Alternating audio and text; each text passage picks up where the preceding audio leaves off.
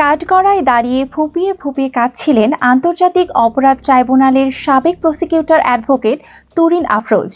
এ সময় তাকে সান্ত্বনা দেন সাবেক তথ্যমন্ত্রী হাসানুল হক ইনু। এছাড়াও সাবেক আইজিপি শহীদুল হক ও ছাত্রলীগের সাবেক নেতা তানভীর হাসান সৈকতও তাকে সান্ত্বনা দেন। বুধবার সকালে তুরিন আফরোজকে হাজতখানা থেকে আদালতে তোলা হয় হেলমেট ও বুলেট প্রুফ জ্যাকেট পরানো অবস্থায়।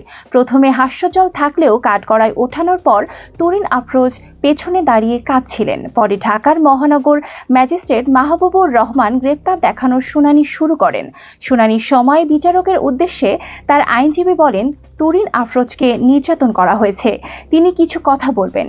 বিচারক অনুমতি দিলে তিনি ন্যায় বিচার চেয়ে বলেন, কোনো কালে তার রাজনৈতিক পদ পদবি ছিল না, তিনি শুধুমাত্র পেশাগত দায়িত্ব পালন করেছেন।